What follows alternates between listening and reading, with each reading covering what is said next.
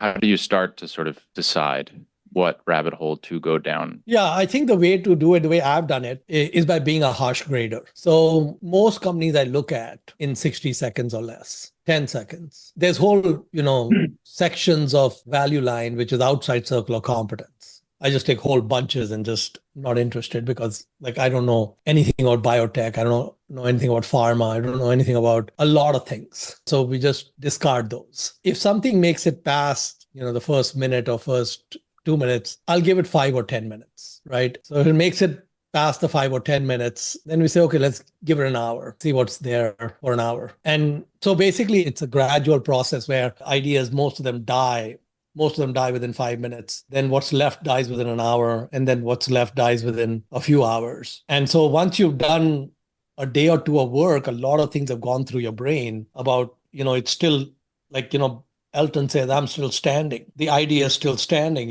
We can let a lot of balls go by and we only need to swing at the fat pitch. So if I looked at Google or maybe Microsoft 10 years ago, and even then felt that it was too rich in valuation, which would have been a mistake, and I took a pass, which is probably exactly what happened, it's not the end of the world. There's many, many more pitches coming at you.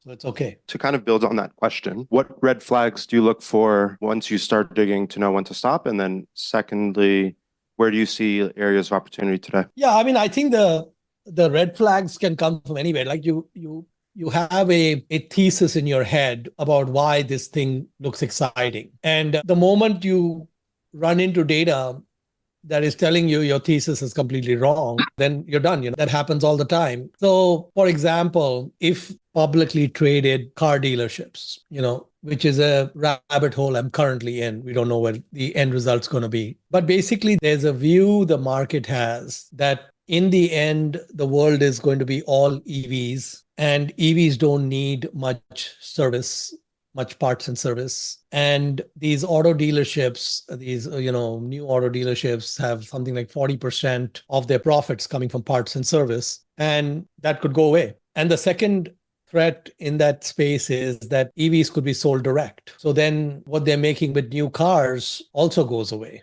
And so if that viewpoint is accurate, new cars not being sold by the dealerships is okay because they only make 4 or 5% of their profits from new cars. They don't try to make money there. They know they have to basically just be a service provider there without much margin. So my view on that is that for an OEM to go past the dealer, the OEM really doesn't gain much advantage because they have to now service those folks directly.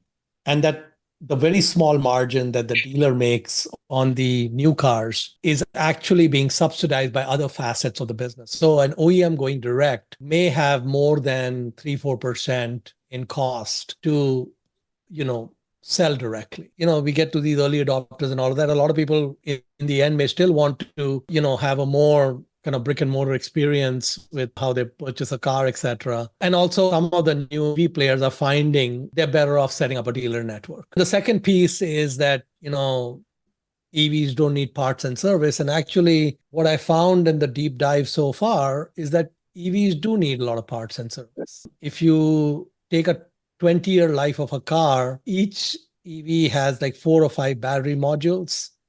And after kind of 10 years, you might need to replace one or more. If you take out one module and replace it, it's about $7,000. And you're not going to go to Jiffy Lube to do that. You're going to go to the dealership and the specialized equipment, and there's high margins and all of that. And if car gets to be 13, 14 years old, it might make sense to change the entire battery pack. The entire battery pack is like 25,000 or something.